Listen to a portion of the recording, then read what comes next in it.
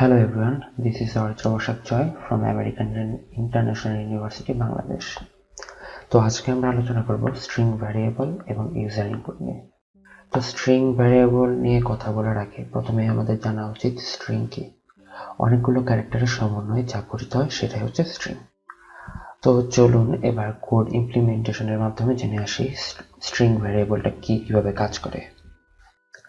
তো প্রথমে আমাকে ফাইল ক্রিয়েট করতে হবে। ফাইল ক্রিয়েট করেছি যেটা আমি অনেক আগেই।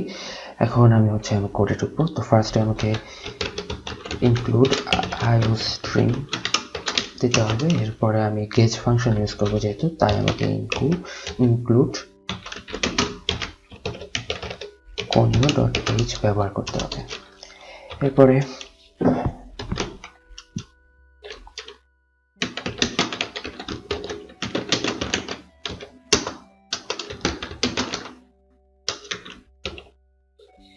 মেইন ফাংশন ক্রিয়েট করার পরে ফার্স্ট কার্লি ব্রেসেস দিব।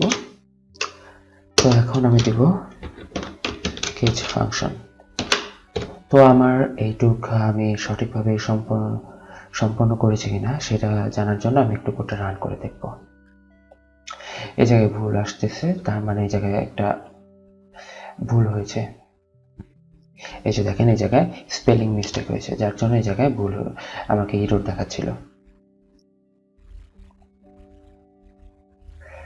তো এই যে দেখতে পাচ্ছেন, এই জায়গায় আমার এইটুক স্ট্রাকচার ঠিক আছে, আর এখানে কিছু দেখাচ্ছে না, কারণ হচ্ছে আমি কোডের ভেতরে কোনো কিছুই এখন পর্যন্ত লিখি নাই। তো যদি আমি এখানে লিখি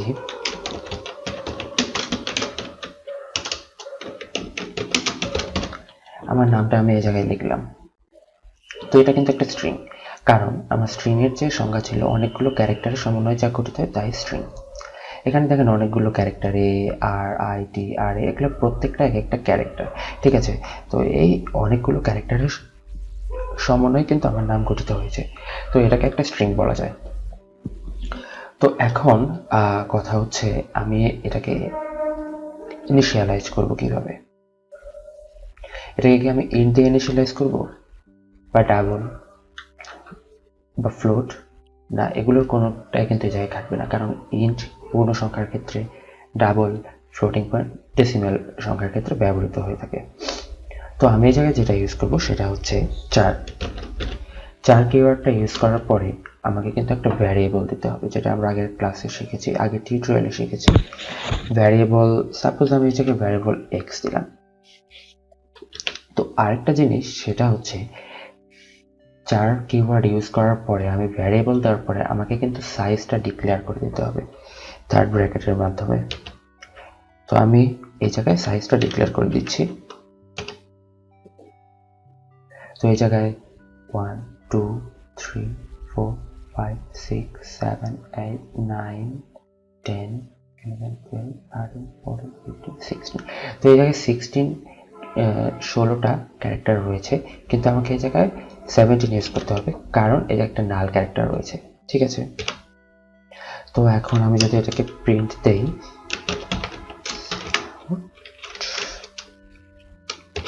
একটু সুন্দর করে লিখি, দেখা যাক কি হয়।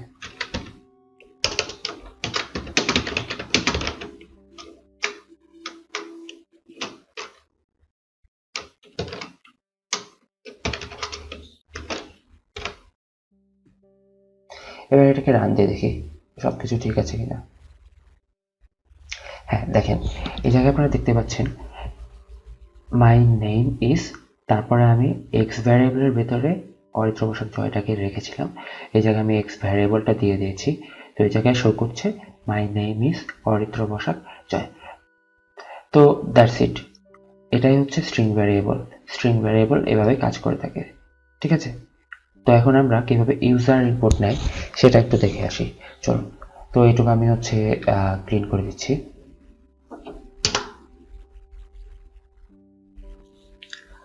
আচ্ছা, তো এবার চলুন আমরা দেখে আসি কিভাবে ইউজার ইনপুট নিব। তো একটু আগে যেহেতু আমরা স্ট্রিং ভ্যারিয়েবলে কাজ শিখলাম, তো স্ট্রিং ভ্যারিয়েবল দিয়ে আমরা ইউজার ইনপুট নেওয়া শিখি স্ট্রিং ভ্যারিয়েবল ইউজ করি। আচ্ছা, সেজন্য আমাকে প্রথমে একটা কিওয়ার্ড দিতে হবে, সেটা হচ্ছে চার। এরপরে আমাকে ভ্যারিয়েবল দিতে হবে, ভ্যারিয়েবল এক্স দিলাম এবং এরপরে আমি একটা সাইজ ডিক্লেয়ার করে দিতে হবে। ওকে, আমি সাইজ সাপোজ 20 ডিক্লেয়ার করে দিচ্ছি এই জায়গায়। তো এরপরে আমি সি আউট দিয়ে কোন একটা মেসেজ প্রিন্ট করে দেবো, ঠিক আছে। তো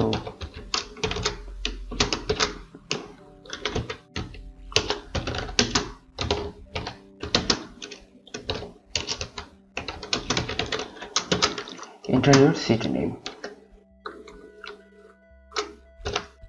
তো এটা আমি একটা মেসেজ প্রিন্ট করে দিচ্ছি আর কি। তো এখন যদি আমি ইউজার ইনপুট নিতে চাই, তো আমাকে নিতে হবে সি ইন, এর মানে হচ্ছে সি ইনপুট। এবং এই জায়গায় দেখেন আমি লেস দ্যান সাইন ইউজ করেছি, তো এই জায়গায় আমি গ্রেটার দ্যান সাইন ইউজ করব। ইউজ করার পরে আমাকে এই জায়গায় একটা ভ্যারিয়েবল দিয়ে দিতে হবে। যেহেতু আমি এই জায়গায় ভ্যারিয়েবল ডিক্লেয়ার করেছি 4x20, ঠিক আছে। তো এই জায়গায় ভ্যারিয়েবল কিন্তু আমার এক্স, তো আমি এই জায়গায় এক্স ভ্যারিয়েবলটা দিয়ে দিব। এর মানে হচ্ছে এক্স ভ্যারিয়েবলের মধ্যে, মানে আমি তো ইউজারের কাছ থেকে ইনপুটটা নিচ্ছি, ইউজার আমাকে যে ইনপুটটা দিবে সেটা এক্স ভ্যারিয়েবলের মধ্যে স্টোর হয়ে যাবে। এখন আমি রান করলে দেখেন এই জায়গায় দেখাচ্ছে এন্টার ইওর সিটি নেম। তো আমার সিটি নেম আমি দিচ্ছি। তো এরপর আমি এন্টার প্রেস করলে কিছু দেখাচ্ছে না।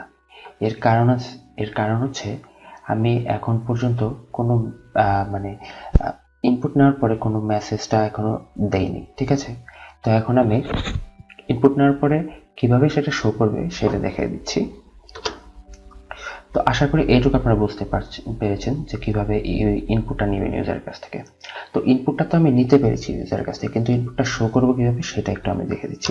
তো সেম প্রসেস, সেটা সি আউট,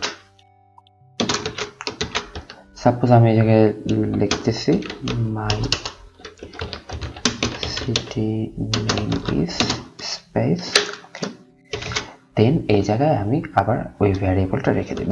এর মানে হচ্ছে cout enter your city name, এই জায়গায় দেখাচ্ছে আপনাকে সিটি নেমটা দিতে হবে। সিন এর মাধ্যমে আমি ইউজারের কাছ থেকে ইনপুট নিচ্ছে এবং ইউজার যা ইনপুট দিচ্ছে সেটা এক্স এর মধ্যে স্টোর হচ্ছে। এবং এখানে cout my city name is, এই জায়গায় এক্স এর মানে হচ্ছে এক্স এর মধ্যে ইউজার যে ভ্যালুটা দিবে, মানে ইউজারের কাছে যে ভ্যালুটা আমরা নিচ্ছি সেটা তো এক্স এ স্টোর হচ্ছে, তো এক্স এ স্টোরকৃত ভ্যালুটা এই জায়গায় শো করবে। যদি আমি এই জায়গায় এখন রান করি প্রোগ্রামটা, তো এর আগে কিন্তু দেখেছেন এই জায়গায় টাঙ্গাইল দেওয়ার পরে এন্টার প্রেস করার পরে কোনো কিছু শো করেনি। তো এখন একটু ট্রাই করি টাঙ্গাইল, এই যে দেখেন এই জায়গায় মাই সিটি নেম ইজ টাঙ্গাইল। তো এভাবে আপনারা সি প্লাস প্লাসে ইউজারের কাছ থেকে ইনপুট নিতে পারবেন। আশা করি আপনারা সবাই বুঝেছেন এবং দ্যাটস ইট ফর টুডে। আশা করি এই টিউটোরিয়ালটি আপনাদের ভালো লেগেছে এবং আপনারা বুঝতে পেরেছেন। Thanks for watching. If you find it helpful, then hit the like button and share with your friends. Subscribe this channel. Stay with the AIUB solution.